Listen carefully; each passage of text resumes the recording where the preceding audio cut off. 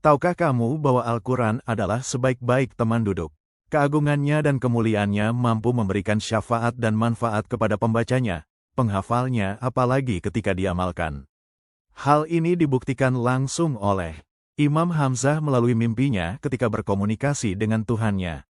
Dalam kitab Tahzib Al-Kamal fi Asma Ar-Rijal, Al-Hafiz Jamaluddin Abi Al-Hajjaj Yusuf Al-Mizi mengisahkan sebuah kisah menarik terkait sang imam. Suatu ketika, Sulaim pernah masuk ke rumah Imam Hamzah dan menemukannya tengah menggosok kedua pipinya ke tanah sambil menangis. Melihat hal tersebut, Sulaim pun bertanya, "Aku berlindung kepada Allah, apa yang terjadi?" tanya Sulaim.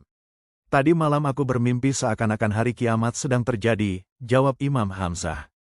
Lalu datang suara menyeru kepada para pembaca Al-Quran, sedangkan aku termasuk dari orang yang dipanggil itu. Kemudian aku mendengar suara sayup-mayup berkata, "Tidak ada orang yang boleh masuk ke dalam kecuali orang yang mengamalkan Al-Quran." Lalu aku pun mundur. Tiba-tiba ada suara memanggil namaku, "Mana Hamzah bin Habib Az-Zayyat?" Aku pun menjawab labaika dan ngiyolai labaik. Tiba-tiba seorang malaikat bergegas menimpaliku, "Katakanlah, labaik Allahumma labaik." Lantas aku pun mengucapkan seperti apa yang ia katakan.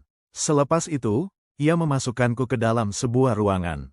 Aku mendengar suara-suara yang gaduh dengan bacaan Al-Quran. Saat itu, sungguh aku terheran-heran, tubuhku bergemetar. Aku mendengar seorang mengatakan kepadaku, "Jangan takut, bacalah Al-Quran dan naiklah ke derajat tertinggi." Aku pun membalikkan wajahku seketika itu. Tiba-tiba aku berada di sebuah mimbar yang sangat indah, terbuat dari permata, tangganya dari zabarjat hijau, kedua penyangganya dari yakut kuning. "Bacalah Al-Quran dan naiklah ke derajat tertinggi," kembali suara itu berkata padaku. Maka naiklah derajatku. Suara itu berturut-turut memberi perintah padaku.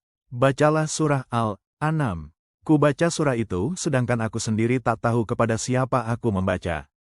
Hingga pada beberapa ayat, terdengar suara, "Wahai Hamzah, bukankah aku, yaitu Allah, adalah zat yang berkuasa atas hamba-hambaku?" "Benar, wahai Tuhanku," lalu ku selesaikan bacaanku. "Bacalah Al-Quran," perintah itu kembali menggema. Ku baca surah Al-A'raf. Saat sampai di akhir surah Al-A'raf, aku bersiap hendak melakukan sujud tilawah. Suara itu kembali berkata, "Cukup, jangan sujud, sudah cukup amalmu di dunia, wahai Hamzah," perintah suara itu. "Siapa yang membacakan qiraat ini padamu?" Suara itu bertanya. Aku pun menjawab, "Sulaiman." "Sungguh benar, bacaan Sulaiman." "Lalu kepada siapakah Sulaiman membaca Al-Quran?" "Kepada Yahya," jawab